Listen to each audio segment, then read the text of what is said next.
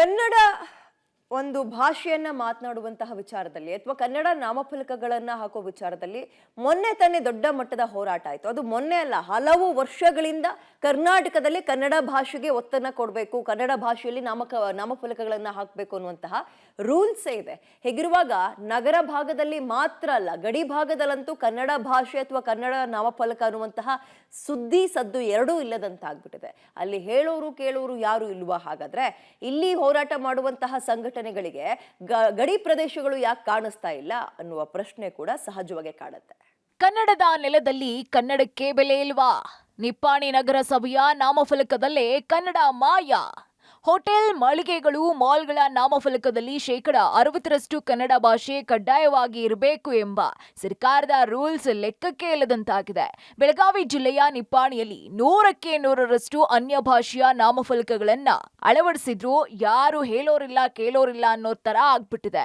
ಸರ್ಕಾರದ ಕಾನೂನನ್ನ ಅನುಷ್ಠಾನಗೊಳಿಸಬೇಕಾಗಿರುವ ನಗರಸಭೆ ಕಟ್ಟಡದ ಮೇಲೆಯೇ ಕನ್ನಡ ಭಾಷೆಯೇ ಕಡೆಗಣನೆ ಆಗಿದೆ. ನಗರಸಭೆಯ ಫಲಕದಲ್ಲಿ 70% ಮರಾಠಿ, 30ಕ್ಕಿಂತ ಕಡಿಮೆ ಪ್ರಮಾಣದಲ್ಲಿ ಕನ್ನಡ ಭಾಷೆ ಬಳಸಲಾಗಿದೆ.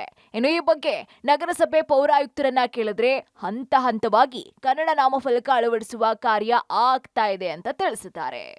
ಫ್ರಂಟ್ ಬೋರ್ಡನೇ 40 ವರ್ಷದ ಹಿಂದಿಂದು, ಅದು ನಮ್ಮಲ್ಲಿ ಬದಲಾವಣೆ ಮಾಡಿಲ್ಲ. ಅದ ಬಿಟ್ಟು ನಾನು ಬೇರೆ ಬೋರ್ಡನ್ನು ನಾನು ಕನ್ನಡದಲ್ಲೇ ಹಾಕಿರೋದು. ಈಗ ಬೋರ್ಡನ್ನು ಕನ್ನಡದಲ್ಲಿ ಎಲ್ಲ ಬೋರ್ಡ್ಗಳನ್ನ ನಾವು ಮಾಡ್ತಾ ಇದ್ದೀವಿ, ಕ್ರಮೇಣವಾಗಿ ನಾವು ಮಾಡ್ತಾ ಇದ್ದೀವಿ ಅಷ್ಟೇ. ಈಗ ನಮ್ಮ ಅಫಿಷಿಯಲ್ ಟೀಮ್ಗಳನ್ನು ಏನು ವಸೂಲಿಗೆ ಏನು ಹೋಗ್ತಾರಲ್ಲ, ಅವ್ರಿಗೆ ಇನ್ನಷ್ಟು ಜಾಸ್ತಿ ಒತ್ತು ಕೊಟ್ಟು ಬೋರ್ಡ್ಗಳನ್ನ 60% ಕನ್ನಡ, ಇದು ಉಳಿದಂತೆ ಬೇರೆ ಲ್ಯಾಂಗ್ವೇಜ್ ಇದ್ದು ಏನೈತಲ್ಲ ತಮ್ಮ ಇಚ್ಛೆ ಬಂದಂಥ ಲ್ಯಾಂಗ್ವೇಜ್ ಹಾಕುವಂಥದ್ದಾಗಿ ಸರ್ಕಾರಿ ನಿಯಮಾನುಸಾರ ಅದನ್ನ ಸ್ಟ್ರಿಕ್ಟ್ ಆಗಿ ಫಾಲೋ ಮಾಡ್ತೀವಿ ಅಂತಂದು ತಮಗೆ ಹೇಳಿ.